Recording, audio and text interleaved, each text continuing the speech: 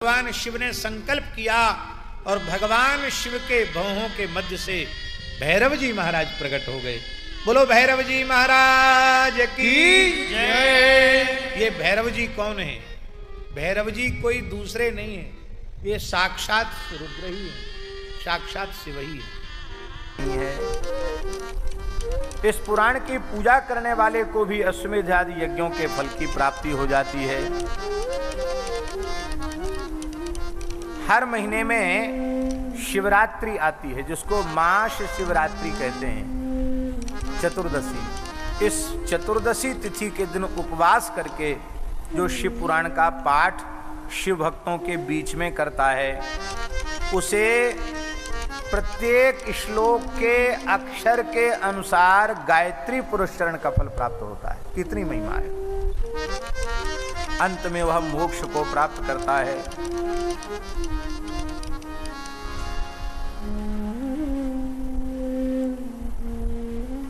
सूर्य ग्रहण में, तीर्थों में इसके पाठ का विशेष महात्म्य है। और हम लोग तो गौशाला में बैठे हैं, यहाँ तो किया गया कोई भी शुभ कर्म अनंत गुणित फल देने वाला हो जाता है।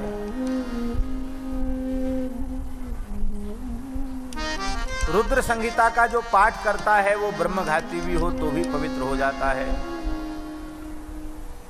श्री भैरव मूर्ति के पास मौन व्रत धारण करके 3 दिन तक रुद्र संहिता का पाठ करे तो उसकी संपूर्ण कामनाएं पूर्ण हो जाती हैं। इसमें एक संहिता रुद्र संहिता भी है, 7 संहिताओं में।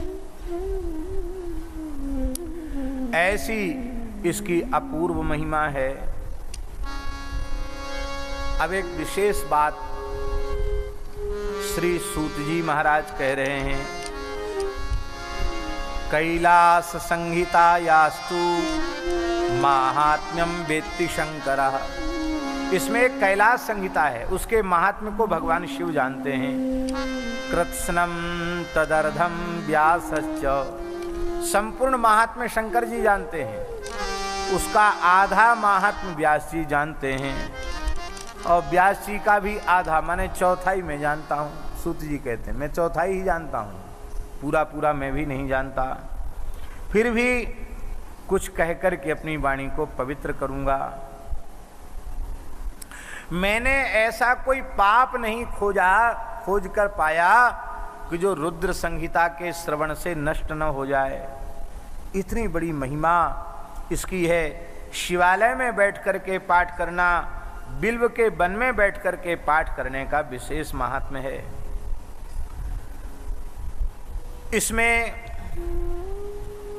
पहले भगवान शिव ने इसको बहुत बृहद रूप में प्रस्तुत किया था। विद्वेश्वर संहिता, रुद्र संहिता, विनायक संहिता, उमा संहिता, मातृ संहिता, एकादश रुद्र संहिता, कैलाश संहिता, शतरुद्र संहिता, कोटि रुद्र संहिता, सहस्र कोटि रुद्र संहिता, वायवीय संहिता और धर्म संहिता। ये 12 संहिताएं इसमें थी।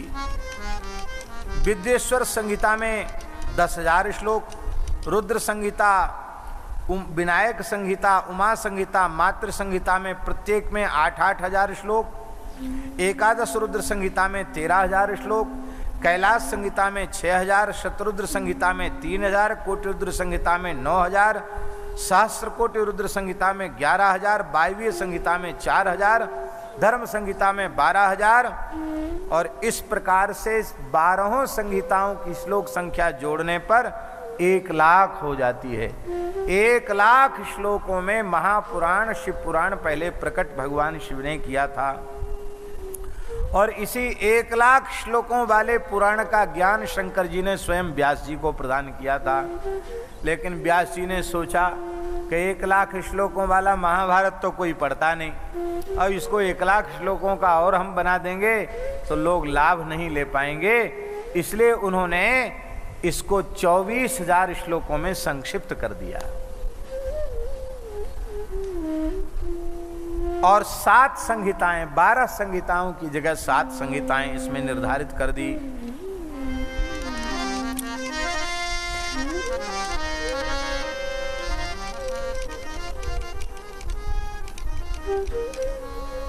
संपूर्ण इतिहास और पुराण उसको सृष्टि के आरंभ में भगवान शिव ने 100 करोड़ श्लोकों में प्रकट किया था, किंतु भगवान व्यास ने उसके 18 हिस्से कर दिए और उसको 4 लाख श्लोकों में निबद्ध कर दिया, जो 18 पुराणों की श्लोक संख्या है।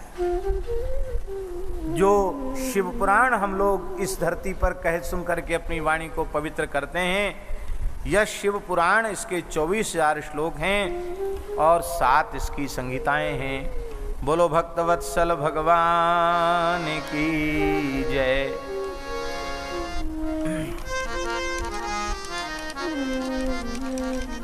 शैवं पुराण तिलकम खलु सत्पुराणम वेदांत वेद विलसत् परवस्तु गीतम यो वै पठेच्च शृणुयात् परमादरेण शंभु प्रियः सही लभेत परमां गतिं वै। उसको परम गति की प्राप्ति हो जाती है। ऐसा यह पवित्र पुराण तिलक पुराणों में श्रेष्ठ है। भगवान शिव की महिमा का इसमें गान किया गया है। यह सुनकर के ऋषियों के मन में बड़ी प्रसन्नता हुई और ऋषियों ने कहा कि भगवान, आप कृपा करके इसी 24,000 श्लोक वाले शिव पुराण का श्रवण करा के हम सबको कृतार्थ कीजिए। सूत जी सबकी प्रशंसा करते हुए शिव पुराण का वर्णन करने लगे। हे ऋषियों, ज्ञान भक्ति वैराग्य तीनों पुष्ट हो जाते हैं शिव पुराण के श्रवण से। वेदांत का जो सिद्धांत है उसी का निरूपण इस पुराण में, महापुराण में किया गया है।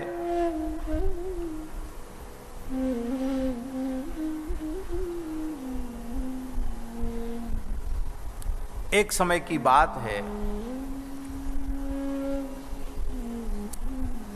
इस वर्तमान कल्प में जब सृष्टि का आरंभ हुआ तो 6 महर्षियों के समूह, मुनीनाम षटकुलीनानाम ब्रुवता मितरेतराम, 6 ऋषियों के कुल परस्पर विवाद करने लगे। ये विवाद रागद्वेष वाला विवाद नहीं था, संवाद युक्त विवाद था। एक तो दुराग्रह युक्त विवाद होता है, आपको हमारी बात माननी नहीं, चाहे हम चाहे जितने तर्क दें, तो बात ही बात करस बढ़े आई। और जब भीतर रागद्वेष की वृत्ति नहीं होती है, किसी सिद्धांत के निर्णय करने की भावना मन में होती है और उसमें जो बैठ करके विचार विमर्श होता है, वाद विवाद होता है, वो द्वेष के लिए नहीं होता है, राग के लिए नहीं होता है, उस सिद्धांत बोध के लिए होता है। वे 6 ऋषियों का कुल तत्व का विचार करने लगे, लेकिन जब वे निर्णय नहीं कर सके कि सबसे श्रेष्ठ तत्व क्या है, कोई कहता था यह श्रेष्ठ है, कोई कहता था यह श्रेष्ठ है। सब अपने अपने मत से अलग अलग पुराण पुरुषोत्तम का, पुरुष का वर्णन कर रहे थे।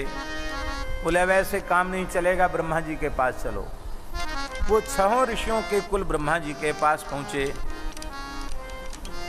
और ब्रह्मा जी के सामने अपनी समस्या को प्रस्तुत किया। हे भगवान, हम लोगों में बहुत लंबे समय से शास्त्रार्थ चल रहा है, पर ये निर्णय नहीं हो पाया कि पुराण पुरुष तत्व क्या है, उपास्य आराध्य तत्व क्या है। आप कृपा करके बतावें सर्वोत्कृष्ट तत्व क्या है। ब्रह्मा जी ने कहा, हे ऋषियों, यतो वाचो निवर्तन्ते अप्राप्य मनसा सह। जहां मन के सहित वाणी इंद्रियां पहुंच करके लौट आती, वहां तक पहुंच नहीं पाती है। मन वाणी इंद्रियों की जहां गति नहीं है, जो हम सब ब्रह्मादि देवताओं के भी आराध्य उपास्य हैं, वे देवाधिदेव महादेव वही प्रधान पुरुष हैं, वो सबसे उत्कृष्ट हैं। उनकी भक्ति से और उत्तम भक्ति से साक्षात्कार होता है, दूसरे उपाय से नहीं। रुद्रो हरिर्हरश्चैव धान्ये च सुरेश्वरा भक्त्या परमया तस्य नित्यं दर्शन कांक्षिणा। रुद्र हरि हर भी भक्ति भाव से उनका दर्शन करना चाहते हैं। वे कौन हैं? बोले वो सदाशिव हैं। देखो, त्रिदेवों में भी ब्रह्मा विष्णु महेश हैं और एक महाविष्णु हैं, श्रीमन नारायण हैं, जो त्रिदेवों से भी बढ़ करके हैं। ठीक इसी प्रकार से एक त्रिदेवों में ब्रह्मा विष्णु रुद्र हैं और उनसे भी बढ़ करके एक श्री महादेव हैं, सदाशिव हैं, जो त्रिदेवों के भी पूज्य हैं, उनके भी आराध्य उपास्य और कारण हैं। इसीलिए हम निवेदन कल कर रहे थे कि हरि और हर में भेद नहीं है, वो दो देवता एक रूप ही हैं।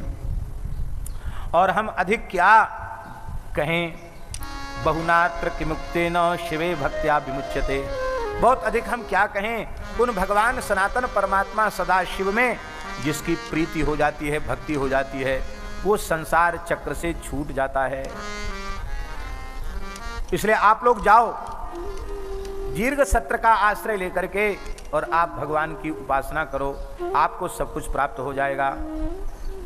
मुनियों ने कहा कि हे ब्रह्मा जी महाराज, आप कृपा करके यह बताओ कि साध्य क्या है और उस साध्य की प्राप्ति का साधन क्या है और उस साध्य को प्राप्त करने वाले साधक का स्वरूप क्या है। ये सब बातें हमको बतावें। बड़ा बढ़िया प्रश्न है। मुनय ऊचुः अथ किम परमं साध्यम किं वा तत्साधनम परम साधकः कीदृशस्तत्र तदिदं ब्रूहि तत्वतः। आप तत्वतः कहाँ बतावें क्या है। ब्रह्मा जी ने कहा, हे ऋषियों, भगवान शिव की प्राप्ति ही साध्य है और उनकी प्रेम पूर्वक सेवा यही साधन है। और उनके प्रसाद से जो नित्य नैमित्तिक फलों से निष्प्रह होता हुआ लौकिक पारलौकिक भोगों से अपने चित्त की वृत्ति को हटाने वाला निष्काम भक्त, निष्काम उपासक, उसी का नाम साधक है, वही साधक है। और फल क्या है? बड़ी ऊंची बात। बोले भगवान की आराधना उपासना करके फिर उसे भगवान के चरणों में ही अर्पित कर देना, यही उसका फल है। यही वस्तुतः भगवत प्राप्ति है, परमेश्वर की प्राप्ति है। नाम जप करो, पाठ करो, पूजा करो। श्री उमा महेश्वरार्पणमस्तु, श्री शिवार्पणमस्तु, श्री नारायणार्पणमस्तु, श्री नारायणार्पणमस्तु, श्री कृष्णार्पणमस्तु, श्री ब्रह्मार्पणमस्तु। जो भी आपका भाव है वो आप अपने आराध्य की उपासना करके उपासना का फल भी उन्हीं के चरणों में निवेदित कर दें। मनसा तस्य मननम महासाधनमुच्यते श्रोतव्यः कीर्तितव्यश्च मंतव्यश्च महेश्वरः। सबसे बड़ा साधन क्या है? बहुत ध्यान से सुने। सबसे बड़ा साधन है मानसिक रूप से भगवान के नाम रूप गुण लीला का मनन करना। ये सबसे बड़ा साधन है। प्रायः लोग क्रिया तो करते हैं जप आदि की, लेकिन मन में संसार का चिंतन चलता रहता है, तो वो व्यर्थ तो नहीं है नाम जप, लेकिन महासाधन नहीं बन पाएगा। महासाधन तब बनेगा जब नामस्मरण के साथ भगवान के स्वरूप का चिंतन, स्वभाव का चिंतन, भगवान के गुणों का चिंतन होने लग जाएगा, लीलाओं का चिंतन होने लग जाएगा, तो वो महासाधन बन जाएगा। भगवान के मंगलमय चरित्रों को सुनना चाहिए, कीर्तन करना चाहिए और उन्हीं का मनन करना चाहिए। यही श्रुति भगवती ने कहा, श्रोतव्यो मंतव्यो निदिध्यास्तव्यः इत्यादि प्रकार से श्रुति भगवती ने ये बात कही है। इस प्रकार से इसका वर्णन किया और श्री सूत जी महाराज ने कहा कि भगवान, आपने मनन की बड़ी महिमा बताई है, तो मनन का स्वरूप क्या है, श्रवण का स्वरूप क्या है और कीर्तन का स्वरूप क्या है, इसको थोड़ा आप स्पष्ट करके बतावें। बहुत सुंदर प्रश्न है और ब्रह्मा जी उसका वर्णन कर रहे हैं। मनन का स्वरूप क्या है? पूजा जपेश गुण रूप विलास नामना युक्ति प्रियेण मनसा परिशोधनम यत् तत्संततम मननमीश्वर दृष्टि लभ्यम सर्वेषु साधन वरेष्वपि मुख्य मुख्यम। बड़ा प्यारा श्लोक है मनन की परिभाषा का। कहते भगवान की प्रेम पूर्वक नित्य पूजा। बहुत ध्यान से सुने, मनन कैसे आरंभ होता है। भगवान की प्रेम पूर्वक भाव पूर्वक नित्य पूजा, उनके नामों का जप, उनके गुण रूप विलास और उनके नामों का युक्ति पारायण, चित्त के द्वारा चिंतन, और इसी को मनन कहा गया। बिना भगवान की सेवा पूजा नाम जप कीर्तन पाठ आदि के मनन का आरंभ ही नहीं होता है, तब मनन बनता है। और यह भगवान की महेश्वर की कृपा से ही प्राप्त होता है। यही सब साधनों में मुख्य साधन है। कीर्तन क्या है? ये मनन की परिभाषा है, महासाधन। और कीर्तन क्या है? भगवान शिव के प्रताप, रूप, गुण, विलास और नाम, इसका निरूपण करने के लिए सुंदर सुंदर पदों के द्वारा राग रागनी से युक्त होकर के गाना भी लिखा है, अथवा वैदिक मंत्रोच्चार से गुणगान करना, अथवा पौराणिक स्तुतियों के माध्यम से भगवान की स्तुति करना, ये कीर्तन है। कीर्तन के 3 प्रकार हैं। एक ताल मूर्छना से युक्त होकर के विशुद्ध राग रागनियों में गाना, भगवान के रूप का, भगवान के गुणों का वर्णन करना, एक प्रकार। दूसरा प्रकार वैदिक मंत्रोच्चार से भगवान का गुणगान करना, वो भी कीर्तन है। और तीसरा प्रकार है कि ऋषि मुनि महात्माओं ने जिन भावों में भगवान की स्तुति की है, उन स्तुतियों को कंठस्थ करके उन स्तुतियों का पाठ करना, ये भी कीर्तन है। अब ध्यान से सुने। और श्रवण जब बन जाएगा तो कीर्तन अपने आप होने लग जाएगा। बहुत से लोग खूब प्रेम से कथा सुनते हैं और ये अभिमान भी अपने भीतर रखते हैं कि हम 1-2 साल से कथा नहीं सुन रहे हैं। कोई कहता हम 25 वर्ष से कथा सुन रहे हैं, कोई कहता हम 50 वर्ष से कथा सुन रहे हैं, कोई कहता बचपन से सुनना शुरू किया, बुढ़ापा आ गया, हमको पता ही नहीं कितने साल से कथा सुन रहे हैं।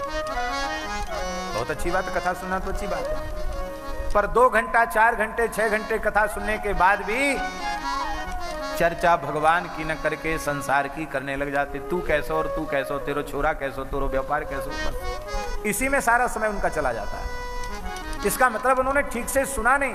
सुनना उसका सफल माना जाएगा जब श्रवण के बाद कीर्तन का आरंभ हो जाए। हम कथा से उठ करके जावें तो वही कथा हमारे भीतर ऐसी भर जाए, हम बार बार उन्हीं विषयों की चर्चा करें। आज ये नई बात हमने सुनी, आज ये बात बहुत अच्छी लगी, आज ये कथा बहुत अच्छी लगी। इस प्रकार की चर्चा हमारे मन में, हमारे जीवन में आनी चाहिए। कीर्तन दृढ़ हो जाता है और जब कीर्तन सिद्धावस्था को प्राप्त हो जाएगा तो मनन होने लग जाएगा। पहले श्रवण, फिर कीर्तन, और कीर्तन के बाद अपने आप मनन उत्पन्न हो जाएगा। बहुत ध्यान से सुने। जब मनन होने लग जाए तब समझना चाहिए कि अब भजन का आरंभ हुआ है। जब मनन बनने लग जाए तब समझना चाहिए कि अब भजन शुरू हुआ है, भजन का शुभारंभ हुआ है। ये सब कैसे होता? बोले सर्वोत्तमम भवति। सर्वोत्तम साधन मनन है। सर्वोत्तमम भवति तन्मननम तदन्ते। अंत में मनन होता है। सर्वम ही संभवति शंकर दृष्टिपाते। पर ये श्रवण, मनन और निधिध्यासन, श्रवण, कीर्तन और मनन, ये तीनों तभी संभव होते हैं जब भगवान शंकर की करुणा भरी दृष्टि जीव के ऊपर पड़ती है। हे ऋषियों, एक समय की बात है, भगवान पराशर के पुत्र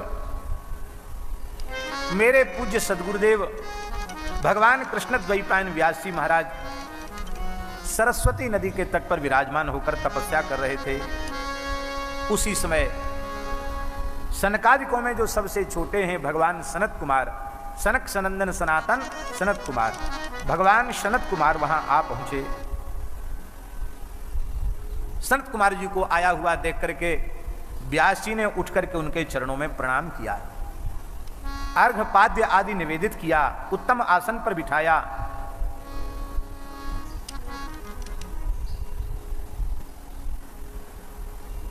और कहा कि भगवान, मेरे कल्याण की कोई बात आप बतावें। बहुत ध्यान से सुने। कोई सत्पुरुष महापुरुष आ जाएं, उनके दर्शन का, पूजन का, वंदन का सौभाग्य प्राप्त हो जाए तो उनसे यही प्रार्थना करनी चाहिए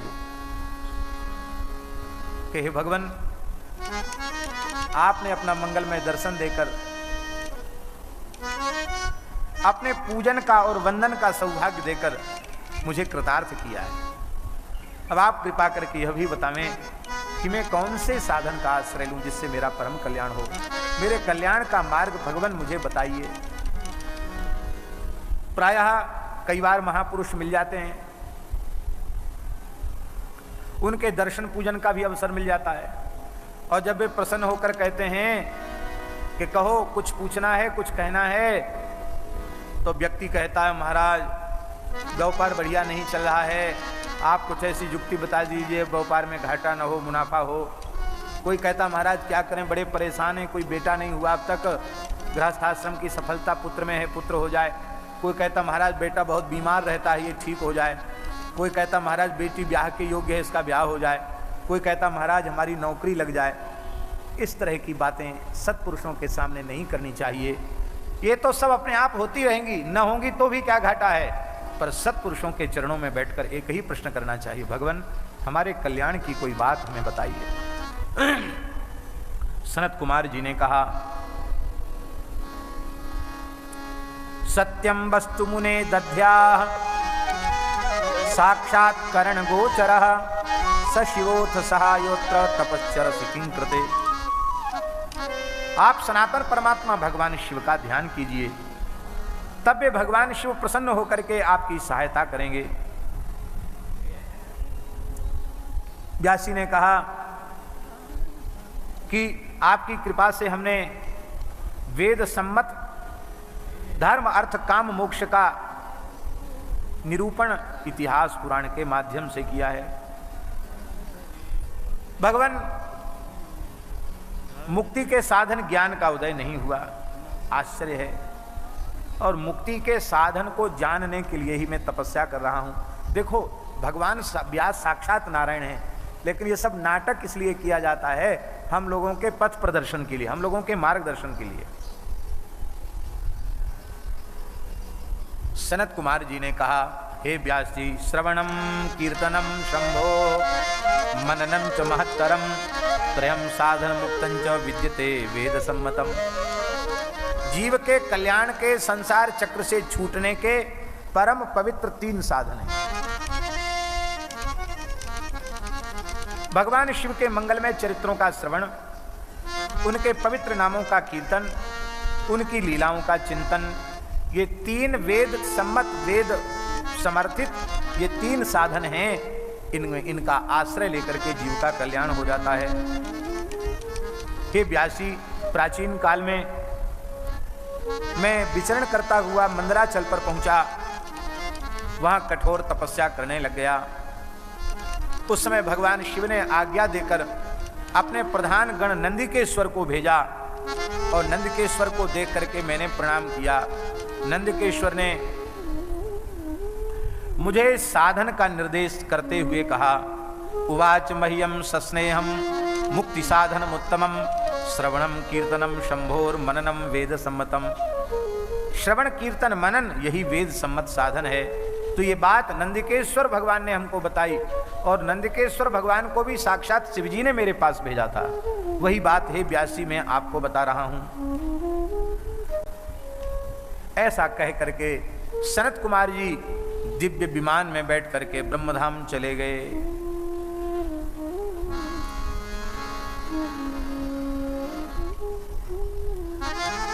अब ऋषियों ने एक बात पूछी, सौनकादि ऋषियों ने एक बात पूछी सूत जी से। बोले महाराज जी, मान लो कोई ऐसा व्यक्ति है जो श्रवण ही न कर सके, कीर्तन ही न कर सके, मनन ही न कर सके, तो उस व्यक्ति का कल्याण कैसे होगा? ध्यान में यही बात। श्रवण मनन कीर्तन करने में समर्थ है वो तो कर लेगा, जो इसमें भी असमर्थ है वो कैसे करेगा? जैसे उदाहरण हम आपको देते हैं, कोई व्यक्ति बहरा है, सुनता ही नहीं, तो बिना श्रवणेंद्रिय के वो श्रवण कैसे करेगा? कोई व्यक्ति गूंगा है, बोल ही नहीं सकता, तो बिना जिह्वा के कीर्तन कैसे करेगा? कोई व्यक्ति विक्षिप्त है, पगला है, कुछ समझता ही नहीं, न कुछ सुने न कुछ समझे, बदूना टाइप का है वो। ऐसा आदमी जो कुछ समझता ही नहीं है, कुछ ज्ञान ही नहीं, जिसको बोध ही नहीं, न सुने न समझे, जड़मती। तो वो जड़मती व्यक्ति जो है वो कैसे मनन करेगा? तो मान लो कोई बहरा है, गूंगा है, अत्यंत जड़मती है, तो वो तो व्यक्ति न श्रवण कर पाएगा, न कीर्तन कर पाएगा, न मनन कर पाएगा। ऐसे व्यक्ति का भी कल्याण हो सकता है क्या? बोले हाँ। स्वामी जी विशेष ध्यान से सुनिए, ऐसे जीव का भी कल्याण हो जाएगा।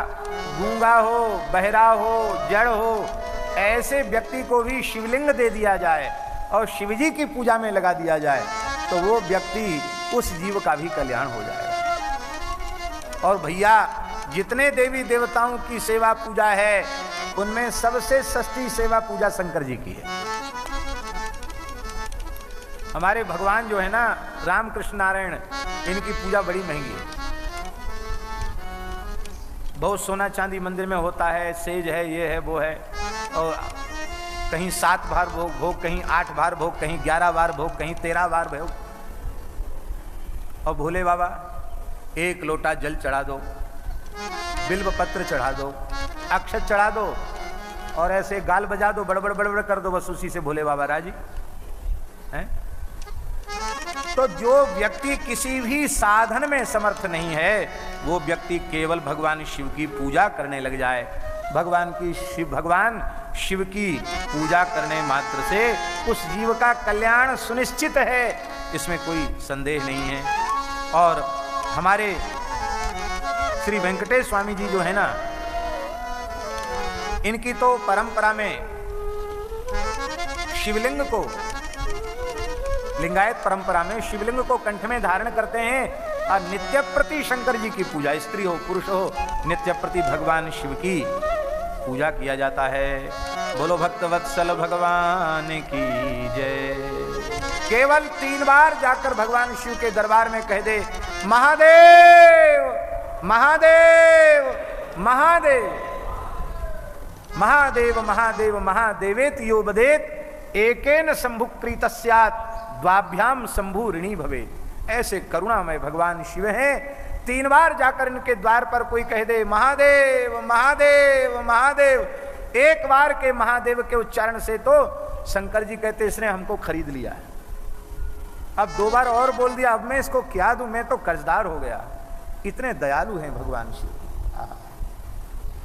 तो भैया, जो जीव श्रवण मनन निधिध्यासन के योग्य भी न रह गया हो, वो भगवान की सेवा पूजा करे। भैया, जितनी सरल भगवान शिव की सेवा पूजा है, उतनी ही सरल भगवान शालिग्राम की सेवा पूजा है। हाँ, हमारे यहाँ साधु में कहते नर्मदेश्वर शालिग्राम दोनों की पूजा बड़ी सरल है। क्या? धो के पी लो और दिखा के खा लो। साधु में कहावत क्या है? धो के पी लो और दिखा के खा लो, बस होगी पूजा। स्नान करा के उस जल पी लो, चरणामृत ले लो, और जो कुछ पाओ भोग लगा करके पाओ, बस हो गया काम। अब फिर आपकी इच्छा है कि सहस्रार्चन करते हो कि बिल्वार्चन की और क्या क्या अर्चन करते हो, आपकी इच्छा है, लेकिन अत्यंत सरल सेवा पूजा है। तो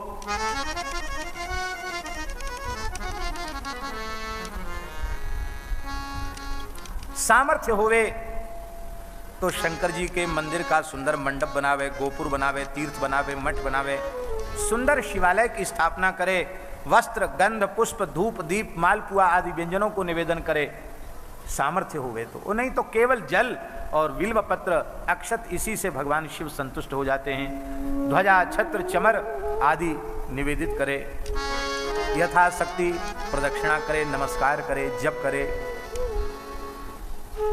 इस प्रकार से आवाहन से लेकर विसर्जन तक करने वाला व्यक्ति वो बिना श्रवण मनन निधिध्यासन के भी, कीर्तन के भी, और वो कल्याण कर सकता है। ऐसा व्यक्ति भगवान शंकर के दो स्वरूप हैं, इत्थम अभ्यर्चयन देवम लिंगे वेरे च शंकरे।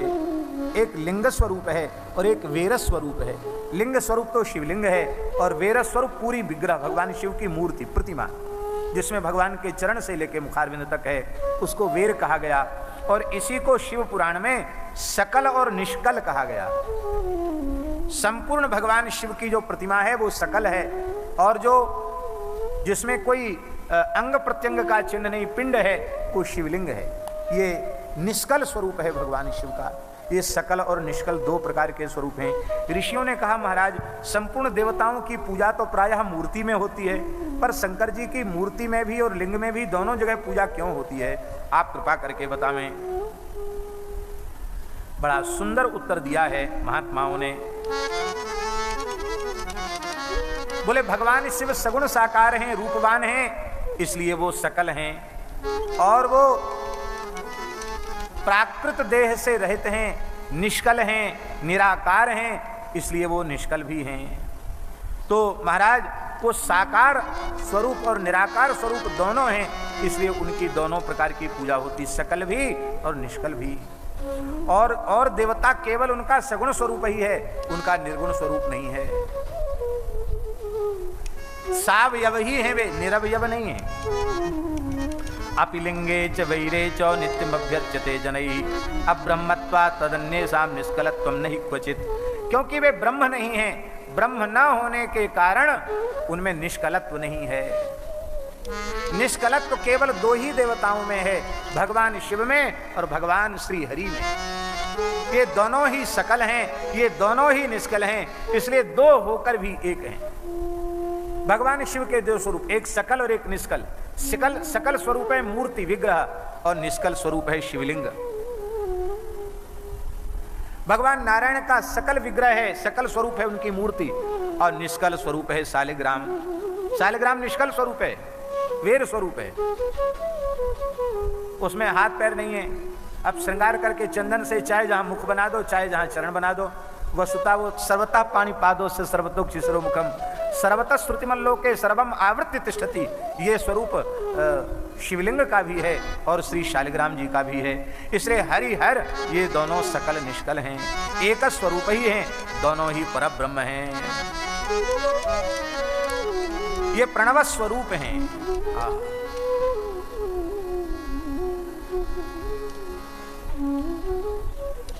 नंदकेश्वर सनत कुमार जी कहते हैं कि ये बात नंदकेश्वर ने स्वयं हमको बताई थी। लिंगम तस्यैव पूजायाम सर्ववेदेषु सम्मतम तस्यैव सकलत्वाच्च तथा सकल निष्कलम। भगवान शिव सगुण भी हैं, भगवान शिव निर्गुण भी हैं, वे साकार भी हैं, निराकार भी हैं। उनका सकल स्वरूप विग्रह है और निष्कल स्वरूप उनका शिवलिंग है, इसलिए दोनों में पूजन करना चाहिए। पर एक विशेष बात लिखी है महाराज जी, वो बात ये लिखी है कि केवल विग्रह है, शिवलिंग नहीं है तो पूजा पूरी नहीं है, अधूरी है। और मान लो केवल शिवलिंग है, विग्रह नहीं है, तो भी पूजा पूरी मानी जाएगी। ध्यान में आई बात। इसी प्रकार से भगवान के रामकृष्ण नारायण की प्रतिमा स्थापित है, लेकिन वहां शालिग्राम शिला नहीं है, शालिग्राम स्वरूप नहीं है, तो पूजा में त्रुटि है, पूजा अपूर्ण है। पूजा पूरी तभी मानी जाएगी जब सकल निष्कल दोनों स्वरूप होंगे। किंतु अकेले शालिग्राम जी हैं, कोई विग्रह नहीं है, तो भी पूजा परिपूर्ण है। अकेले नर्मदेश्वर हैं, अकेले शिवलिंग हैं और कोई विग्रह स्वरूप नहीं है, तो भी पूजा संपूर्ण मानी जाएगी। इसलिए भैया बहुत अच्छा है कि जब मंदिर बनाओ तो भोले बाबा का शिवलिंग तो स्थापित करो ही, उनका मंगलमय दर्शन होवे ऐसा स्वरूप भी स्थापित करो। गोरखपुर में गीता वाटिका में दर्शन किया नहीं किया? गीता वाटिका गोरखपुर में भगवान शिव पार्वती खड़े हैं कमंडल लेकर के, क्या अद्भुत दर्शन है, क्या मधुर दर्शन है। शिवलिंग का भी दर्शन बड़ा दिव्य, और भगवती पार्वती और भगवान शिव खड़े हैं, इतना मधुर स्वरूप है। निश्चित ही महापुरुषों के द्वारा विराजमान स्वरूप है, बड़ी सुंदर उनकी शोभा है। हम तो जब जब जाते हैं दर्शन करते करते मन नहीं भरता, इतना दिव्य भगवान शिव का स्वरूप है। बोलो भक्तवत्सल भगवान की जय। सनत कुमार जी ने नंदकेश्वर से पूछा कि हे नंदकेश्वर, आप बतावें ये शिवलिंग सबसे पहले प्रकट कैसे हुआ, इसके संबंध में हम जानना चाहते हैं। देखो ये सब लीला है हम लोगों को सिखाने के लिए, बाकी देवताओं में कोई झगड़ा वगड़ा नहीं है, ये सब लीला है।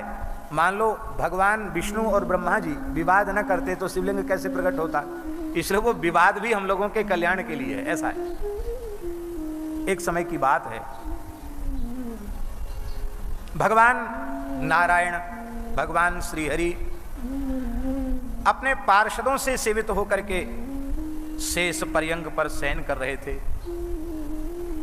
हैं? लक्ष्मी जी उनके चरण दबा रही थी। भगवान सदा क्षीर सागर शयन, पार्षद उनकी स्तुति कर रहे थे। अपरच्छत पुंडरी काक्षम शयानम सर्व सुंदरम। ब्रह्मा जी घूमते फिरते आ गए वहां, ब्रह्मा जी घूमते फिरते वहां आ गए और ब्रह्मा जी ने कहा,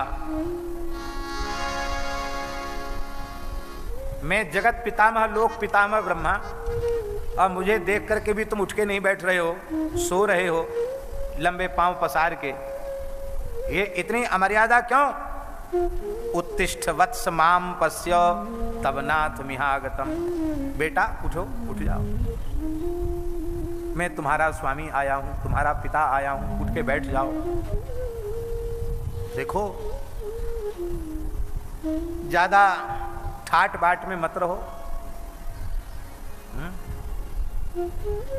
आजकल कहते हैं ज्यादा नक्शे में मत रहो।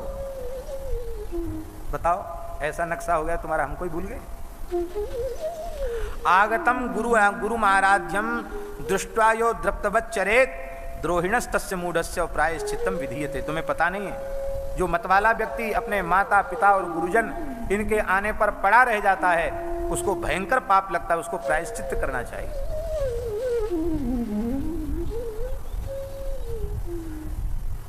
मैं आ गया हूं, तुम पड़े हो।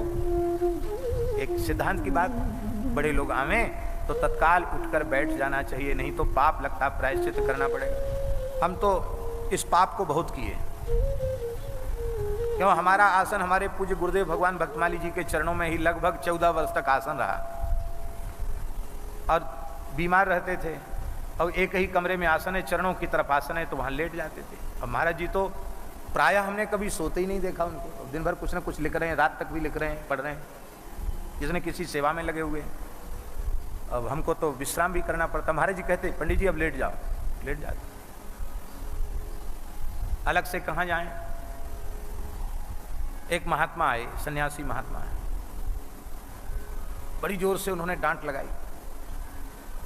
उनको बुखार था, कंबल ओढ़ के लेटे थे। महाराज जी कोई भी महात्मा आता तो उसका खूब आदर करते थे, कंबल सिरहाने रखते थे, अपने सिरहाने एक कंबल। कोई महापुरुष आ जाता तुरंत उस कंबल को बिछा देते, और फिर उसको अपने सिरहाने रखते थे उस कंबल को। महाराज जी ने तुरंत कंबल बिछा दिया, और कोई प्रणाम करे उसके पहले महाराज जी का मस्तक भूमि पर पहुंच जाता था। इतनी सरलता थी उन्हें। प्रणाम, आओ आओ स्वामी जी आओ, दंडोत प्रणाम, विराज। बैठ गए। बैठते ही उन्होंने हमारी तरफ घूर के देखा, बोले ये देखो, ये निर्लज्ज, ये ढीठ, ये सो रहा है। गुरु महाराज बैठे हैं, टांग पसार के लेटा है, हम फिर भी लेटे रहे, उनकी बात सुनते रहे। अरे बोले बड़ा निर्लज्ज है, अब हमारे कहने पर भी नहीं उठता है। तो हम धीरे से उठे, कंबल ओढ़ के बैठ गए। महाराज जी हंस करके बोले, लेट जाओ, लेट जाओ पंडित जी, लेट जाओ, सो जाओ। हम महाराज जी की तरफ देखें, वो महात्मा बोले कि गुरुदेव हैं ये तुम्हारे? कि हाँ। तो इनके सामने लेट रहे हो, सो रहे हो लंबे पैर फैला करके, कि मर्यादा है तुम्हारी? महाराज जी बोले, इनका आसन यही है, अब ये बेचारे कहाँ जाएं, बीमार पड़ गए हैं तो भी तो यहीं तो रहेंगे, ये अलग ये कहीं आसन लगाते नहीं, यही आसन है इनका, क्या करें? तब लेटना भी पड़ेगा। बोले बीमार हैं तो बाहर जाएं। महाराज बोले बाहर कहाँ जाएं, यहाँ आसन यहीं रहेंगे। तो बोले आप तो सरल महापुरुष हैं, पर इन्हें तो मर्यादा रखनी चाहिए, ये मर्यादा नहीं करते। महाराज जी बोले,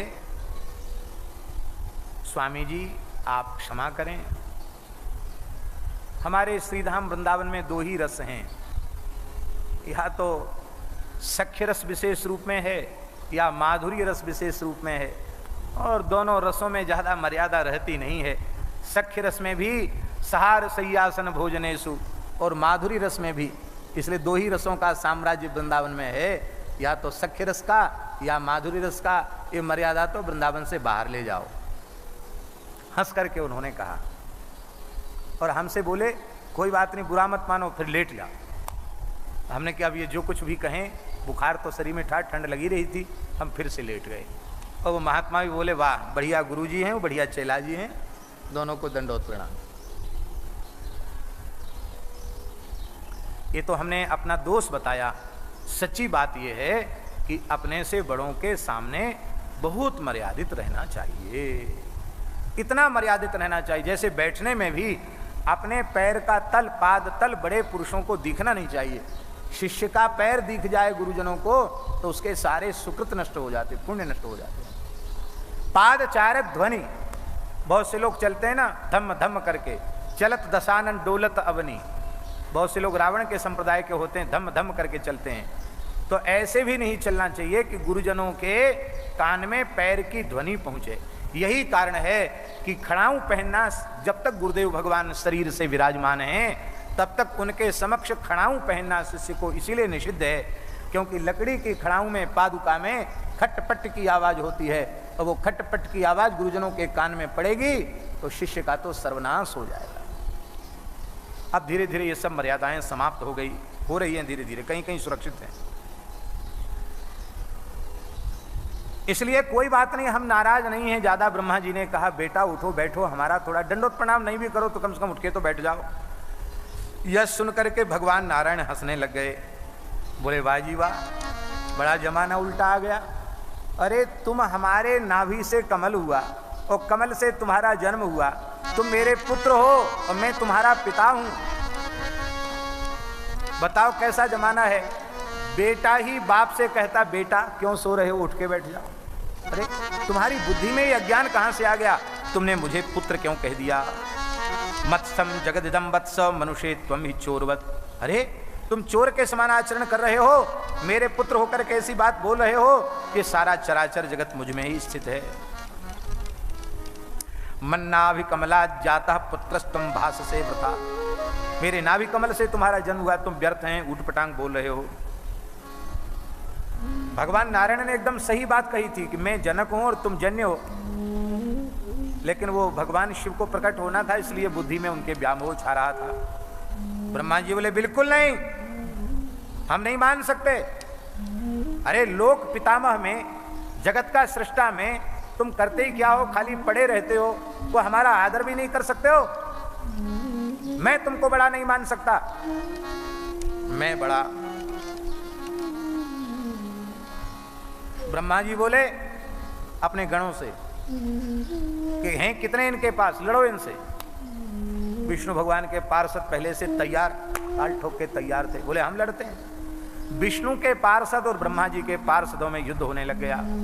गरुड़ पर भगवान बैठ गए और ब्रह्मा जी हंस पर बैठ गए। शिव और विष्णु और ब्रह्मा जी का भी युद्ध आरंभ हो गया।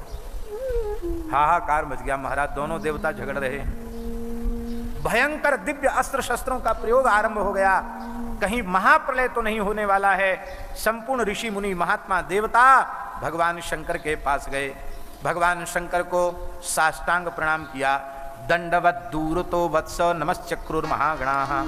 साष्टांग प्रणाम किया शंकर जी के चरणों में। और शंकर जी ने कहा तुम लोग बड़े घबराए हुए हो, क्या बात है। बोले महाराज ब्रह्मा जी और विष्णु भगवान दोनों का युद्ध शुरू हो गया है, कहीं महाप्रलय तो नहीं हो जाएगा। हे भगवान शिव, आप ही सबकी रक्षा कर सकते हैं, इन दोनों देवताओं को युद्ध से विरत कीजिए। देखो झगड़ा खूब जोरदारी पर हो तो उसको मिटाने का तरीका क्या है। आप दो लोग हैं, दोनों में खूब झगड़ा हो, दोनों बलशाली हैं, दोनों में झगड़ा शुरू हो गया और समझाने से दोनों ही समझ नहीं रहे हैं। तो उस झगड़े को मिटाने का उपाय क्या है। उस झगड़े को मिटाने का उपाय यह है कि दो से भी मजबूत तीसरा बीच में आ जाए, ठीक है ना। एक हाथ से उसको पकड़ ले, हे खबरदार, लो अब मैं खड़ा हूं बीच में, अब कुछ करना तो हमसे कर लो। ये झगड़ा मिटाने का तरीका है। और एक बात और सुन लो, लड़ाई झगड़ा में दुर्बल व्यक्ति को, कमजोर आदमी को बीच बचाव में नहीं पड़ना चाहिए। नहीं, दुर्बल आदमी बीच बचाव में आ जाएगा तो उसकी हड्डी पसली टूट जाएगी, फ्रैक्चर हो जाएगा, हॉस्पिटल ले जाना पड़ेगा, पता नहीं जीवन भी जा सकता है। इसलिए दो की लड़ाई में तीसरे को कूदना नहीं। हाँ, ताकत हो दोनों को अनुशासित करने की शक्ति हो तो बीच में कूदो, नहीं तो मत कूदो। ऐसा होता है। दो झगड़ रहे हो, बीच में बिल्कुल मत कूदो, नहीं तो तुम व्यर्थ में मारे जाओगे। शंकर जी उठ के खड़े हो गए, भगवान शिव के पार्षद दिव्य वाद्य बजाने लगे। भगवान शिव जाने के लिए तैयार हो गए और महाराज जी जैसे ही आकाश में जाकर भगवान स्थित हो गए, उसी समय भगवान शिव के गणों ने युद्ध को देख करके वाद्यों की ध्वनि बंद कर दी। मेघमाला में छिप करके भगवान शिव आकाश में स्थित हो गए। विष्णु और ब्रह्मा जी के युद्ध को देखने लगे। जब भगवान शिव ने यह देखा कि एक दूसरे को समाप्त करने की इच्छा से ब्रह्मा जी माहेश्वरास्त्र का प्रयोग कर रहे हैं और विष्णु भगवान पाशुपतास्त्र का अनुसंधान करने वाले हैं, यदि ये दोनों अस्त्रों का प्रयोग हो गया तो ये ब्रह्मांड जल करके भस्म हो जाएगा। तब इस जगत की रक्षा के लिए भगवान शिव एक अग्निस्तंभ के रूप में, अनंत कोटि सूर्यों के समान जिनमें प्रकाश है, ऐसे एक स्तंभ के रूप में, पिंड के रूप में भगवान शिव प्रकट हो गए। यही भगवान शिव का सबसे पहला शिवलिंगावतार है। बोलो शिवलिंगावतार भगवान की। झगड़ा खत्म। वो कहने लगे, अरे ये बीच में, दो के बीच में ये तीसरा कौन है? विशाल स्तंभ प्रज्वलित अग्नि के समान, ये क्या है? अब दोनों का झगड़ा खत्म हो गया। कहने लगे, भाई हम दोनों परस्पर झगड़ा कर रहे हैं कि हम बड़े और हम बड़े। तुम कहते मैं पूज्य और मैं कहता कि मैं पूज्य, ये तीसरा कौन आ गया बीच में? भाई इसका पता लगाओ, ये कहां तक है? विष्णु भगवान ने कहा, हम पता लगाते हैं। तो विष्णु भगवान ने यज्ञ वाराह रूप धारण किया और वे उस स्तंभ के नीचे प्रविष्ट होते चले गए। ब्रह्मा जी ने हंस का रूप धारण किया और ब्रह्मा जी ऊपर उड़ते चले गए।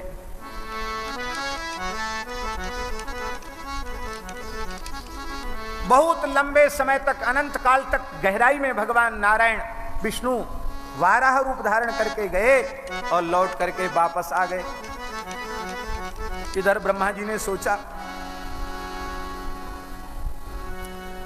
कि मैं भी बहुत काल से ऊपर उड़ रहा हूं हंस के रूप में, लेकिन मुझे पार तो मिला नहीं, इसका आदि तो मिला नहीं।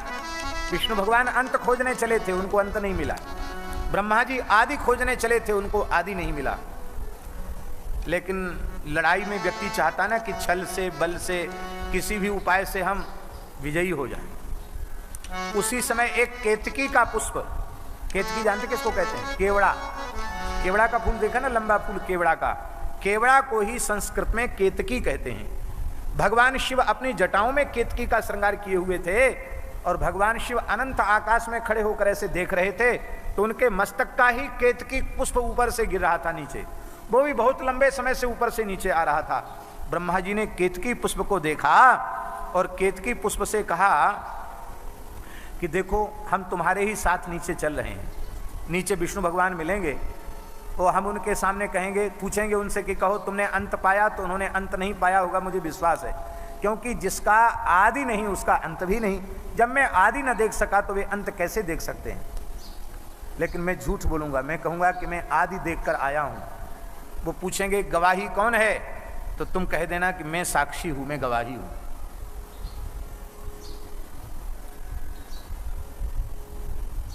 जानते हो मैं लोक पितामह ब्रह्मा हूं, तुमको जो चाहोगे सो बना दूंगा तुमको, बस तुम हमारी गवाही दे दो। कई बार लोभ लालच में पड़ करके लोग झूठी गवाही भी दे देते, पर भैया झूठी गवाही नहीं देनी चाहिए।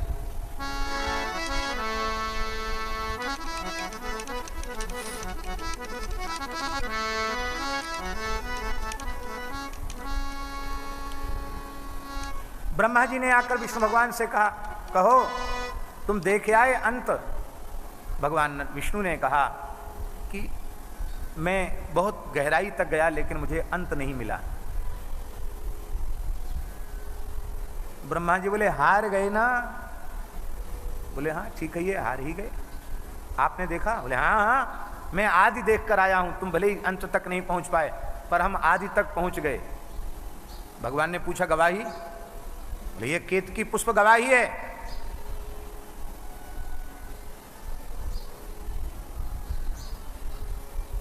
भगवान विष्णु बोले तो अच्छी बात है, लाओ भैया पूजन की थाली लाओ, इनका पूजन करें, ये बड़े हैं, इन्होंने आदि देख लिया। इतना कहते ही भगवान शिव प्रकट हो गए। बोलो शंकर भगवान की। उसी शिवलिंग से, उसी प्रज्वलित लिंग से भगवान शिव प्रकट हो गए। विधिम प्रहर्तुम षटमग्निलिंगतः स ईश्वरस्तत्र बभूव साकृति समुत्थितः स्वामी विलोकनाथ पुनः प्रकंप पाणि परिगृह्य तत्पदम। उस प्रज्वलित अग्निलिंग से भगवान शिव प्रकट हो गए और उनको क्रोध में भरा हुआ देख करके ब्रह्मा जी थरथर कांपने लगे।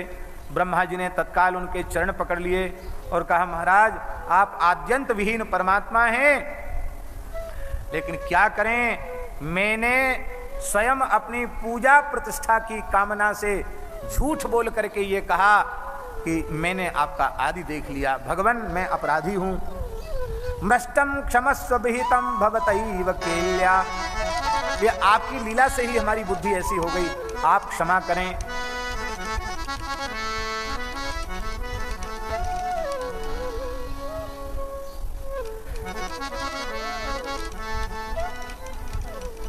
बड़ी बढ़िया बात भगवान शिव ने कही बाबा, सुनने योग्य समझने योग्य बात। भगवान शिव ने कहा जो अपनी पूजा प्रतिष्ठा चाहता है उसकी कभी पूजा प्रतिष्ठा नहीं होती। जो अपना मान बढ़ाई सत्कार सम्मान चाहता है उसका भूखा है, उसी का अपमान होता है। मैं सम्मान के योग्य हूं, मैं सम्मानित व्यक्ति हूं, इस वासना का त्याग कर दो, दुनिया में कोई तुम्हारा अपमान नहीं कर सकता। और तुम सम्मान चाहोगे तो सम्मान अपमान न होने पर भी तुम्हें अपमान का अनुभव हो जाएगा। महात्मा लोग अमानी होते हैं, सबको मान देते हैं, इसीलिए भी मान्य होते हैं। हमने देखा है महापुरुषों को, उनको खूब धुआंधार गाली देने वाले लोग, खुले मंच से और व्हाट्सएप जो कौन कौन शॉप चलते हैं उनसे उठपटांग बोलने वाले लोग, वो गाली देते देते नहीं थकते हैं, उठपटांग बोलते नहीं थकते हैं। और उन महानुभावों का भी स्मरण वे महापुरुष करते हैं तो अत्यंत आदर भाव से स्मरण करते हैं। अब जो अपनी प्रतिष्ठा के भूखे हैं उनकी खूब कोशिश करो, चाहे छत्र लगा लो, चाहे चमर लगा लो, चाहे आसमान पर बैठ जाओ, फिर भी प्रतिष्ठा नहीं होती। और जिनको उसकी कामना नहीं है, लाखों लोग उनको भगवत स्वरूप मानकर प्रणाम भी करते हैं, आदर भी करते हैं। शंकर जी ने कहा तुमने पूजा प्रतिष्ठा के लोभ से हमारी मान्यता को मिटाने का प्रयास किया है। जो दूसरे की मान्यता को मिटाता है वो स्वयं ही मिट जाता है। आज से संसार में तुम्हारी कहीं भी पूजा नहीं होगी। ब्रह्मा जी को तो यह कह दिया और विष्णु भगवान से कहा कि आपने झूठ नहीं बोला, आपने सत्य भाषण किया है, इसलिए जैसी सारे ब्रह्मांड में मेरी पूजा होती है ऐसे ही संपूर्ण ब्रह्मांड में आपकी भी पूजा होगी। इसलिए पूरे ब्रह्मांड में महाराज दो की पूजा है, हरि और हर, हरि और हर दोनों की पूजा है। और देखो जहां भी जाओ, वहां जहां भगवान शिव का क्षेत्र है वहां भगवान नारायण प्रधान रूप से विराजमान है, जहां नारायण का क्षेत्र है वहां भगवान शिव प्रधान रूप से विराजमान है। काशी में देखो भगवान विश्वनाथ विराजमान है, वहां के प्रधान देवता श्री बिंदु माधव भगवान है।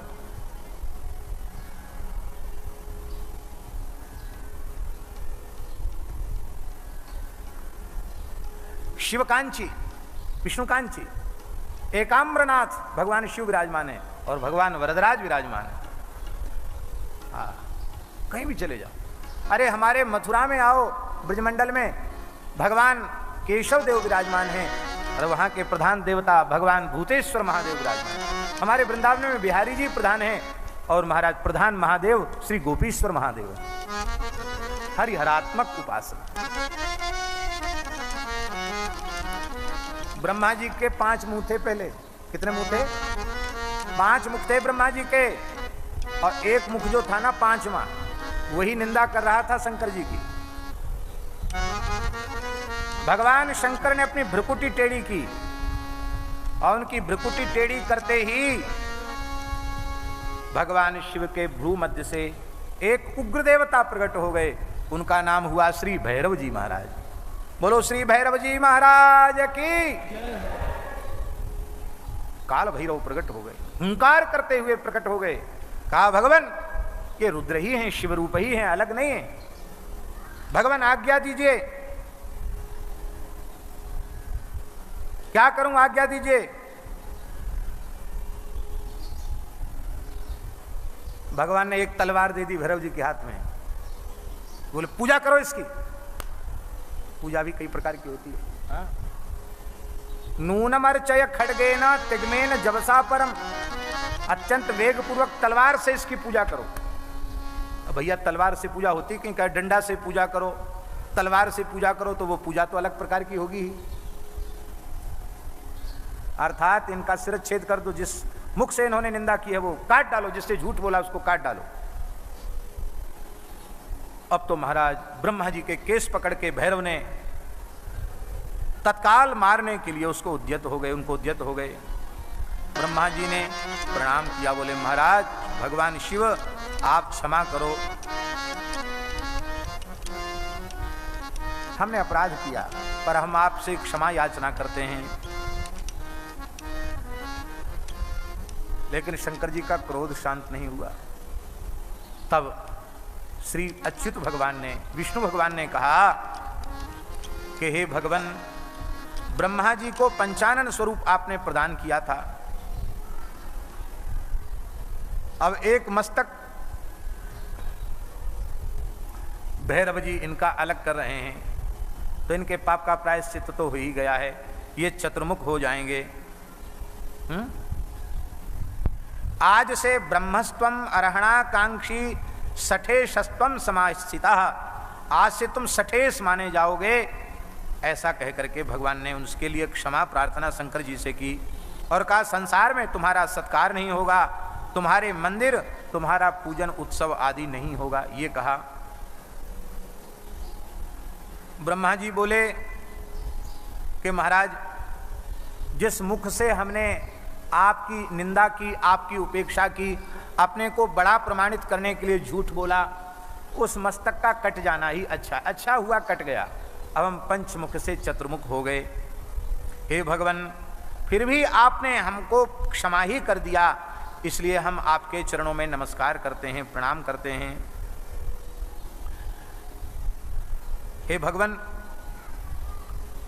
आपने हमारे ऊपर अनुशासन किया, ठीक किया, बहुत अच्छी बात शंकर जी ने कही। शंकर जी ने कहा कि देखो ब्रह्मा जी, हमारा तुम्हारे ऊपर क्रोध नहीं है, पर यदि मैं अनुशासन न करूं, दंड न दूं, तो आगे चलकर मर्यादा भंग हो जाएगी। फिर लोग सोच लेंगे कि अपने से बड़े किसी का भी अपमान कर दो, कुछ होता तो है नहीं। ब्रह्मा जी ने विष्णु भगवान का अपमान किया, क्या हुआ? ब्रह्मा जी ने शंकर जी को अपमान कर दिया, क्या हुआ? इसलिए अपराध करने वाला चाहे जितना बड़ा हो, उसे दंडित किया ही जाना चाहिए। जो खल दंड करऊं नहीं तोरा, भ्रष्ट होए श्रुति मार्ग मोरा। इसलिए अनुशासन व्यवस्था बनी रहे, इसके लिए मैंने तुम्हें दंड दिया है। महात्माओं का दंड विचित्र होता है। हाँ, वो कमल से भी अधिक कोमल होते हैं और वज्र से भी अधिक कठोर होते हैं।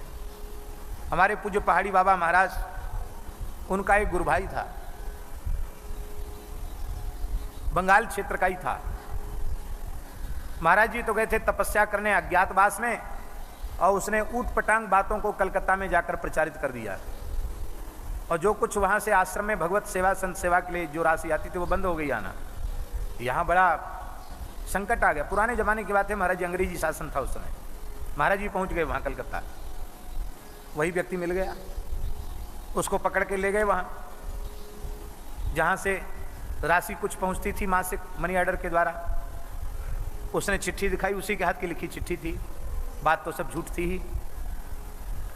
अब तो वो थर थर कांपे, महाराज जी तो ये दिव्य स्वरूप था उनका। हाँ, वो तो विश्वविजयी पहलवान को भी ऐसा हाथ कर दिए, बोले इसको झुका दो, तो हाथ उनका कोई नहीं झुका। इतने योग बल से संपन्न महापुरुष थे। उन्होंने कहा देखो, एक तमाचे में ही तुम जय सिया राम, तुम्हारा प्राण छूट जाएगा, लेकिन मैं तुमको मारूंगा नहीं। अब तुम ही बताओ क्या करूं तुम्हारे साथ। वो तो थर थर कांपे, बोला महाराज मेरे प्राण छोड़ दो और जो तुम्हारी इच्छा हो सो करो।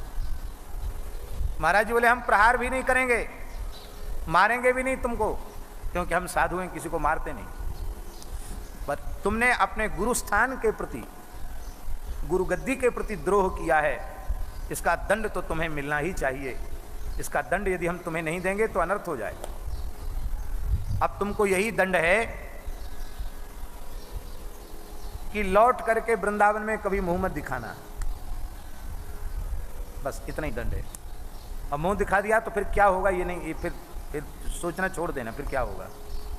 लौट के वृंदावन नहीं आना, कह के महाराज जी चले आए। उसके बाद तो उसकी बड़ी दुर्दशा हुई, पागल हो गया, सारे शरीर में कीड़े पड़ गए और बड़ी दुर्दशा पूर्वक उसकी मृत्यु हुई।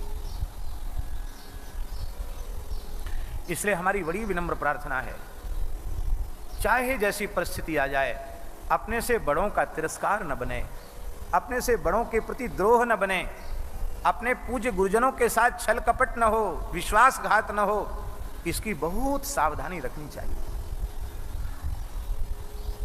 प्राण संकट में आ जाएं तो भी अपने से बड़ों का तिरस्कार न बनने पाए, यही मुख्य सावधानी है।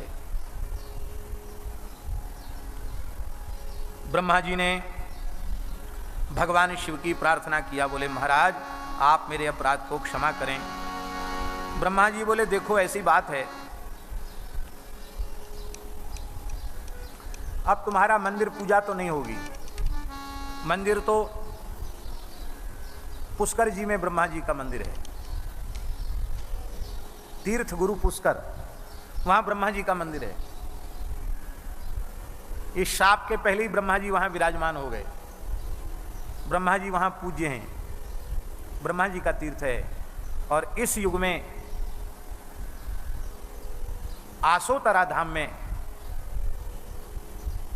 राजस्थान की धरती के कान्यकुब्ज विप्र कुलोत्पन्न राजपुरोहित विप्रकुल में उत्पन्न परम पूज्य प्रातः स्मरणीय परम सिद्ध संत श्री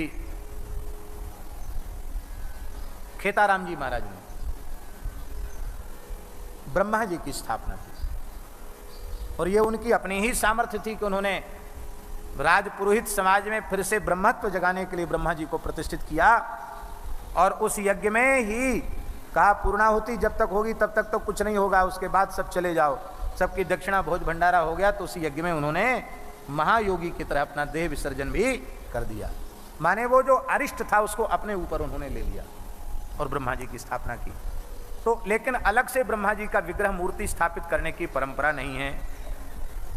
पर यहाँ एक विशेष बात लिखी है, ब्रह्मा जी के प्रार्थना पर, स्तुति पर भगवान शिव प्रसन्न हो गए और उन्होंने कहा कि कोई बात नहीं है, अब अलग से तुम्हारी मूर्ति तो स्थापित नहीं होगी, लेकिन अग्निहोत्र में, वैतानिक कृत्यों में, गृह यज्ञों में आपकी श्रेष्ठता बनी रहेगी। इसलिए यज्ञादि के कृत्य में, प्रतिष्ठा आदि के कृत्य में एक ब्रह्मा बनाया जाता है। पूर्ण पात्र में कुशा का मोटक रख करके ब्रह्मा का स्थान निश्चित किया जाता है, उसमें तुम्हारा स्वरूप पूजित होगा। यज्ञादि में तुम्हारी पूजा होगी, अलग से तुम्हारी मंदिर में पूजा नहीं होगी। केतकी के फूल को कहा, केवड़े के फूल को कहा कि पहले तू मेरी पूजा में अत्यंत प्रिय था, लेकिन तूने स्वामी के साथ छल किया, विश्वासघात किया, झूठी गवाही दी, इसलिए तुम मेरे लिए आज से अयोग्य हो गए। भगवान शिव की पूजा में केवड़े का फूल अर्पित नहीं करना चाहिए। लेकिन केवड़ा रो रहा था, बोले महाराज मुझे एकदम व्यर्थ तो मत कीजिए। बोले कोई नहीं, अन्य देवी देवताओं को तुम स्वीकार हो गए। केतकी ने कहा महाराज मेरा अपराध क्षमा करें, न जाने ज्ञान कृतम पापम नाशत्येव ते स्मृति तादृशे त्वयि दृष्टि में मिथ्या दोषक कुतो भवेत। कहते महाराज जाने अपराध अनजाने में बहुत से पाप हमसे हो गए, और आप कहते हैं भले ही मुझसे बहुत से पाप हुए हैं, लेकिन तादृशे त्वयि दृष्टि में, आप साक्षात मेरे सामने खड़े हो और बातचीत कर रहे हो, फिर भी हमको झूठ बोलने का पाप लगा रह गया। अरे आपके प्रभु अजहू में पापी अंतकाल गति तोर, आप सामने खड़े हो फिर भी मुझ में पाप रह गया, भगवान आप क्षमा करें। शंकर जी ने कहा चलो एक छूट देते हैं, अन्य देवताओं को तो तुम प्रिय हो जाओगे, और मेरे भी पुष्प का मंडप बनाने में कोई मंडप में तुम्हारा प्रयोग कर देगा तो तुम्हें स्वीकार कर लूंगा, बाकी अपने श्रीअंग पर तुम्हें स्वीकार नहीं करूंगा। इसलिए भगवान शंकर का फूल बंगला बनाया जाए और उसमें केवड़ा के फूलों को सजा दिया जाए मंडप में तो ठीक है, अन्यथा भगवान शिव इसको स्वीकार नहीं करते हैं। त्वं वै बितान ब्याजेन ममो परिभविष्यसि, तुम बितान के ब्याज से, मंडप के ब्याज से मेरे ऊपर समर्पित हो जाओगे, मेरी सेवा में उपस्थित हो जाओगे। अब तो महाराज ब्रह्मा और विष्णु दोनों का झगड़ा खत्म हो गया। श्री महादेव जी का ब्रह्मा जी ने, विष्णु भगवान ने और संपूर्ण देवी देवताओं ने, ऋषि मुनियों ने वो जो शिवलिंग स्वरूप प्रकट हुआ था, इस शिवलिंग स्वरूप का विधिवत पूजन किया।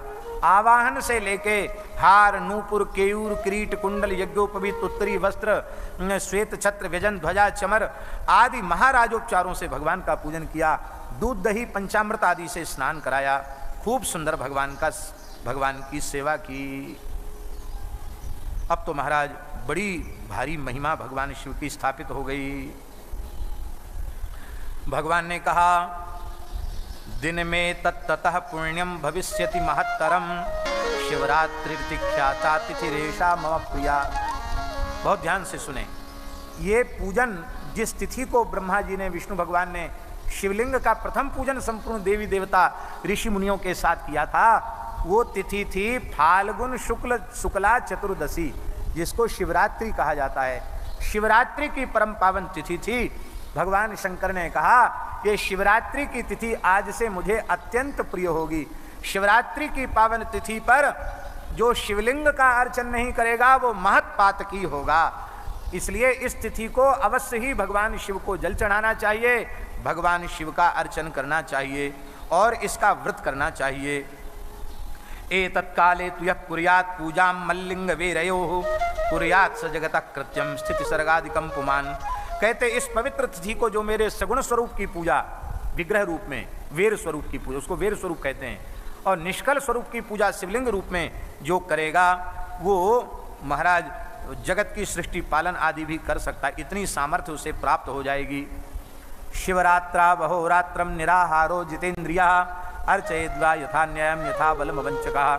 कहते महाराज ठगी न करे, बड़ी उदारता से मेरी सेवा करे। ऐसा नहीं है कि रुपया पैसा पास में है और चंदन मलयागिरी चढ़ाना है तो बाजार से हरी वो मलहम जैसा चंदन ले आए, डिबिया का कौन कौन चंदन आता है और उस चंदन को लगा दिया। ऐसा इससे काम नहीं चलेगा। यदि सामर्थ्य है तो बढ़िया सुंदर मलयागिरी, सुंदर चंदन, केसर युक्त चंदन, केसर की जगह पीला रंग डाल दो और फिर बोले वो केसरिया चंदन हो गया तो भी काम नहीं चलेगा। वंच का भगवान की सेवा में वंचना नहीं होनी चाहिए।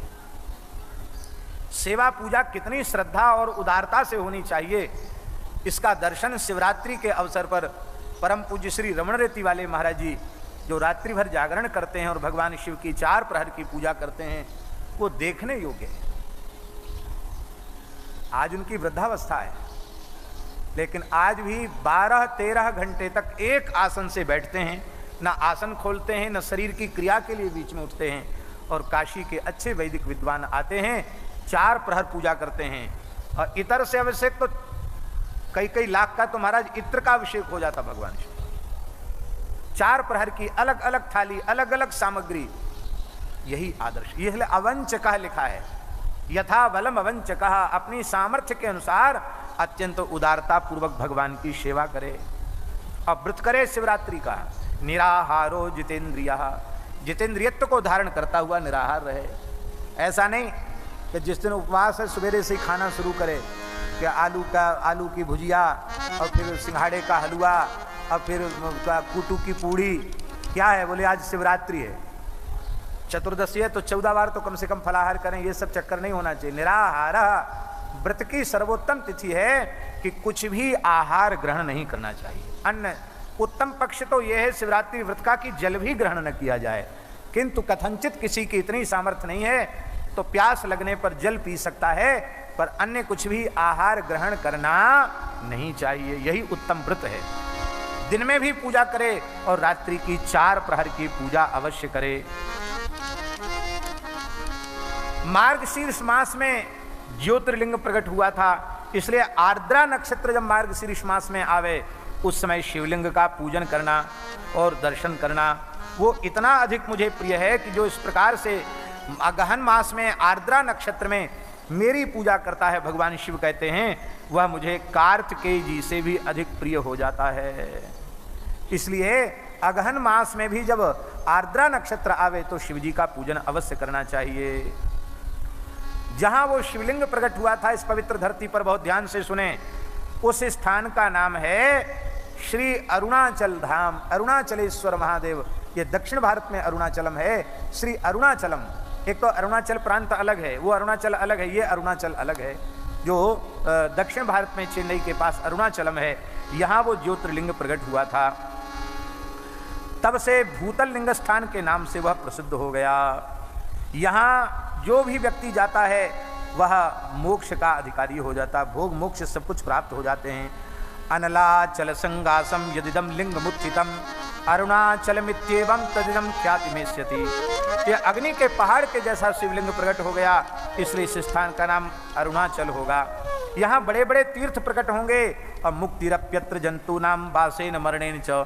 यहाँ जो निवास करेगा उसकी भी मुक्ति हो जाएगी और यहाँ जिसकी मृत्यु हो जाएगी उसकी भी मुक्ति हो जाएगी, मोक्ष हो जाएगा। ऐसा पवित्र स्थान है वह। कहते हैं अरुणाचलम में जाकर के दान करो, हवन करो, जप करो, सबका करोड़ों गुना फल प्राप्त हो जाता है। आज भी महाराज जी अरुणाचल में अनेक देवी देवता ऋषि मुनि महात्मा प्रत्यक्ष विराज रहे हैं, अधिकारी जीवों को दर्शन होता है। बड़ा पवित्र स्थल है।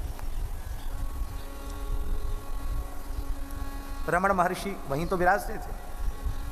अरुणाचल में बड़ी पवित्र भूमि है।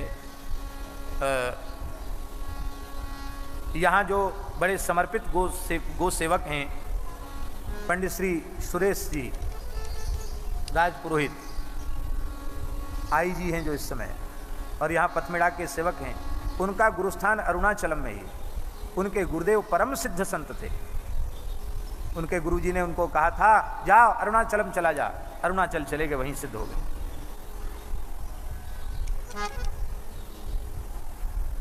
उनके गुरुजी ने उनको राम नाम का उपदेश किया था और राम राम जपते जपते वो सिद्ध हो गए, जीवन मुक्त हो गए। बड़े अद्भुत महापुरुष थे। प्रायः हमको सब जगह का दर्शन हुआ, लेकिन अभी अरुणाचलम का दर्शन उस क्षेत्र में पहुंच करके भी नहीं जा सके। कभी योग बनेगा तो अरुणाचल भगवान का दर्शन करेंगे। वहाँ लिंगेश्वर स्वरूप विराजमान है। शिव पुराण में लिखा है उनकी अर्चना करके मनुष्य को सालोक्य, सामीप्य, सारूप्य, सार्ष्टी, सायुज्य 5 प्रकार की मुक्ति का अधिकार वहाँ प्राप्त हो जाता है। बोलो श्री अरुणाचलेश्वर भगवान की जय।